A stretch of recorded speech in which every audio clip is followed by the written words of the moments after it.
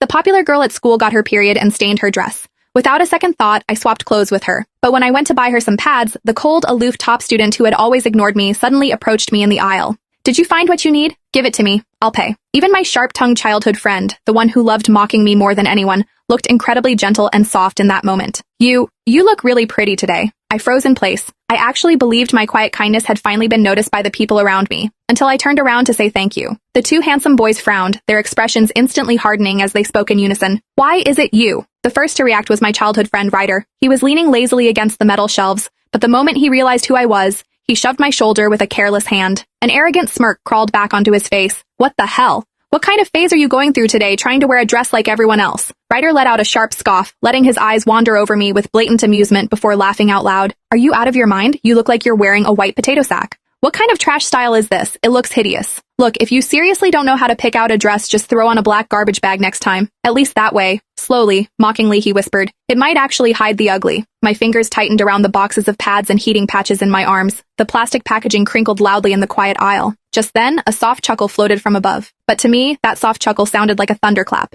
It came from Wood, the boy I had spent the last 3 months desperately trying to get to notice me. I lowered my eyes, biting my lip so hard it hurt. I forced myself not to scream at Ryder, terrified that if I lost my temper like I usually did, any tiny shred of respect Wood had for me would vanish forever. But my silence only made Ryder push harder. "Wow, look at our resident drama queen. What is wrong with you today? You're actually keeping your mouth shut?" He reached out, mockingly tapping his knuckles against my forehead. "Well, you don't have a fever." His eyes drifted downward, landing on the items clutched tightly against my chest. A slow, knowing smile spread across his face. "Oh, I get it. You're on your period. I almost forgot you're actually a girl. Though, honestly, I always thought girls were supposed to look more like your desk mate to count as the real deal." I trembled with a mixture of rage and humiliation. Tears blurred my vision, turning the brightly lit store into a smear of colors. The only clear thing left was a pastel pink thermal flask suddenly thrust into my field of vision. I stared at the pale, elegant hand holding the flask. Slowly raising my head, I realized it belonged to Wood, the guy who usually treated me like I was invisible. I was too stunned to move. It took me several seconds of staring before I reached out and took the flask, my voice trembling. "Is this for me?" Wood looked down at me from his height. His eyes lingered on my red, tear-stained eyes for a fraction of a second. His throat bobbed. He looked away, his expression returning to its usual cold indifference. "Give it to Genevieve.